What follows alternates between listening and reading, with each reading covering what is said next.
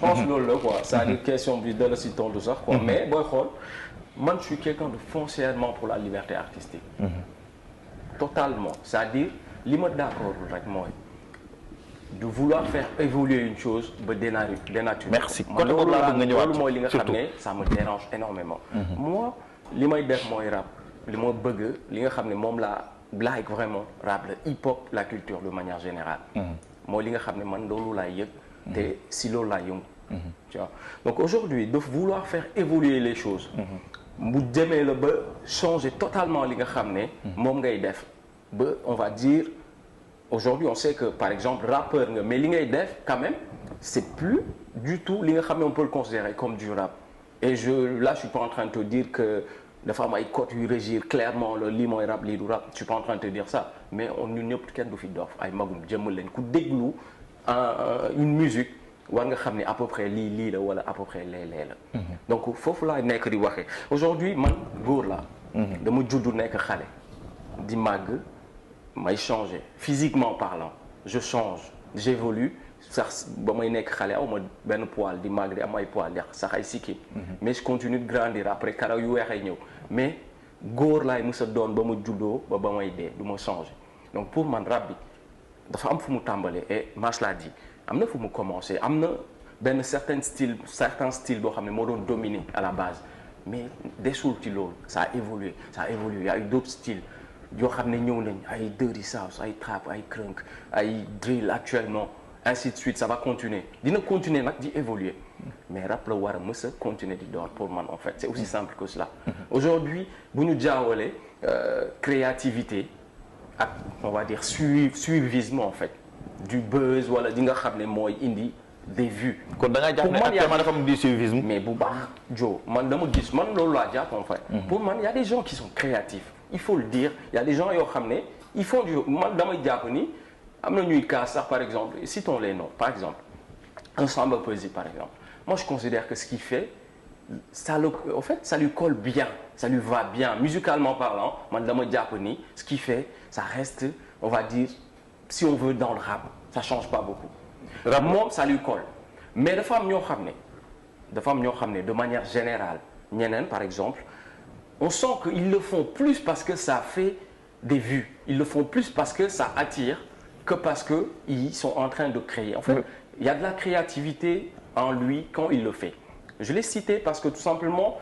aujourd'hui ça reste par rapport à un certain style de musique de rap koo xam ne je pense moom le style boobu gën a collé tey jamono ji moo tax ma cité ko mais tey boo xoolee comme je dis moom quand il le fait tu sens beaucoup de créativité tu sens benn aisance tu sens vraiment tu vois une facilité à le faire et que quand même il y a toujours ce côté hip-hop que tu vas sentir en lui alors que y en a d'autres quand ils le font moi bu ma leen di gis wala bu ma leen di déglu en toute honnêteté je sens pas du tout ça. mais pourquoi yow nga mën a nangul Samba loolu mu collé ko mu nekk affaire boo xam da koy def à l'aise te mënoo ko nangul keneen mu def ko. non nanguluma ko kii bañal ko kii. li maanaam muy jékki-jékki artistique. voilà ñëpp am nañ ko. mais on a dit que rap la ñuy def on a dit que man rappeur lañ ma woowee wuñ ma mbalaxman woowee wuñ ma jazzman ou je sais pas quoi d'autre. rappeur lañ ma woowee. je suis totalement libre sama biir rap Karbala laa ji jël les instruments de chez nous. di ko ci boole j'ai aucun souci pour ça. beaucoup le font Mass Wadu pareil donc aujourd'hui man def naa ko depuis Yigo je parle même pas de l'album Yigo mon single qui est sorti en 2016 xaw ma. Bongo laa indi un gars qui buy woy def ko ci donc j'ai aucun souci avec cela mais juste pour man bu le côté par exemple autre musique je vais pas dire mbalax mais autre musique jël le pas sur le rap en fait. vraiment ok da ngay bañ mélange bi dérange un peu parce que mélange bi ëpp yow loolu mooy li lay déranger. mélange bi ëpp dérangé wu ma. ba léegi loolu laay wax mélange bi dérangé wu ma mu mélanger fii léegi moo ngi homogène fii léegi moo ngi ànd moo ngi harmonieux parce que ça reste de la musique et que quand même fii léegi ñoo ngi sentir ce côté voilà ça reste rap quand même parce que quand même on est des Sénégalais duñu ay Kaana duñu ay Français on reste des Sénégalais mais fii léegi quand même ñoo ngi sentir ce côté très rap ce côté très hip-hop man am nga li ma xam ne li nga xam ne vraiment daal en toute honnêteté moom mooy dérangé man c'est quand je sens que gars y a plus en fait question de de principe musical bi mu resi sentir rek man ça me dérange un tout petit peu. ok balaa may ñëw ci Mass il faut me rester ci yow tuuti parce que dafa am benn affaire boo xam ne dafa am ces temps-ci muy la sortie de la vidéo des deux vidéos maanaam vidéo Ngaaka Blindé dafa génn Varaj featuring Am Bongo aussi One Lyrical aussi a sorti un son tuddee ko Dosé ko featuring sa Leïna et sa femme featuring Leïna disons Leïna parce que artiste bi la ñuy wax ak Bass Thioung bu mu génnee yow automatiquement da nga posté bi nga posté am noo waxee comme si que ñaar ñooñu noonu mënuñu woon génn ci ñaar yooyu noonu maanaam ñoo dañoo génn nga posté gis nga sama tweet je pense que c'était un jour avant ou même le même jour peu importe quoi mais ça vient d'un constat général en fait et je pense que alors que ñoom li ñuy def damay ma yeggali alors que ñoom li ñuy def loolu la am posé di def li ma wax noonu man maa rey làmmiñ rek di bind di tweeter mais gëm naa ni la plupart dans le rap game dans le milieu du hip-hop seen sentiment après nag les nit yi fii si game bi qu'on se le dise ils sont pas honnêtes en fait les gens ils ont peur qu'on soit contre eux si game bi pour la plupart ils ont peur qu'on soit contre eux que ñu bañ a d'accord ak seen i gis-gis ak seen i xalaat alors que man en toute honnêteté j'ai aucun souci que gars yi bañ a d'accord ak man wala ànd ak man awma problème boobu sama live donc j'ai fait un tweet donc de manière générale man je suis un amoureux du rap wax dëgg fa yàlla je peux faire ce que je veux hein mais je suis un amoureux du rap man je kiffe le rap donc aujourd'hui bu fekkee musicalement parlant tey li may déglu rap français moo ëpp totalement tey li may déglu rap ricain moo ëpp totalement que tey Galsen mais normal parce que j'ai envie de plus de rap on va dire en quelque sorte mais yàlla xam ne man ñëpp xam nañ je suis pas hardcore je suis pas gars boo xam ne dafa tëju wala quoi que ce soit mais n'empêche quand même je dis juste gars faisons ce qu'on fait rendons-le original tropicalisons-le mais voilà na des you know bu mu dem torop sur autre chose ba nga xam ne mu xamatul nu ñu koy tuddee c'est tout ce que j'ai dit après bon ku si gis boppam aussi moi du ma daw lu may wax quoi je l'assume mais parce que li nga wax ci tuuti bi mi ngi nii da nga ni à la base l'idée c'était d'utiliser quelques instruments mbalax du rap dans du rap histoire de tropicaliser le bail la chose puis c'est devenu utiliser quelques notions de rap sur du mbalax pur et dur loolu mu indi ay jiixi jaaxa ci biir quoi indi ay wax parce que dañ ne mais Hekil ak One Lyrical ñooy ànd ñooy frek ñoo bokk fu ñu nekk peut-être waxul ak moom ñu ne bokk na ci Ngaaka ñëw répondre la ci benn ci Instagram quoi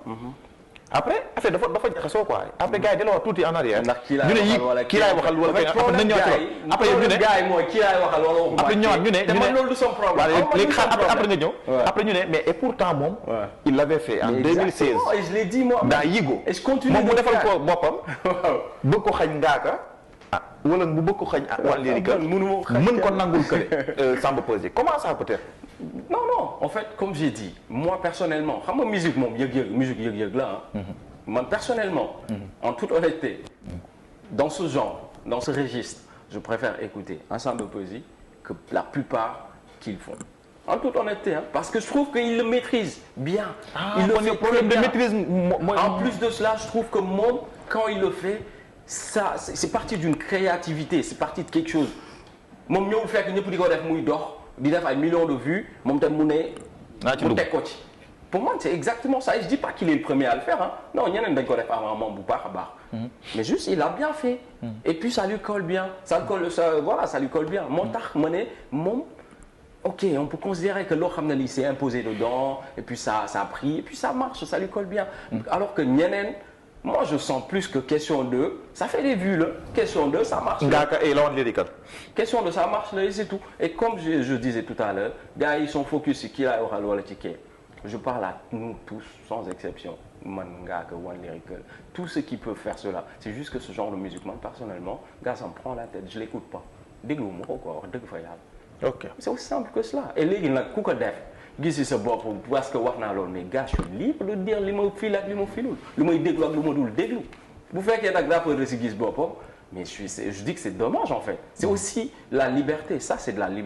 liberté que je dise que gars li filu ma ko je trouve que ça le fait pas le son woodu de masse mais woodu de masse ça le fait man pour man et c'est pas parce qu'il est assis ici pour man comment dire ça reste toujours même si voilà il y a eu ay instruments de chez nous si biir. Mais pour moi ça reste ça passe en fait. Ça reste toujours dans le cadre rap mais léegi gars affaire bi dafa tuuru en fait dafa camion la tu vois gars yi ñëpp a ci foofu. parce que jaay la quoi Mass ma bàyyi la nga rebondir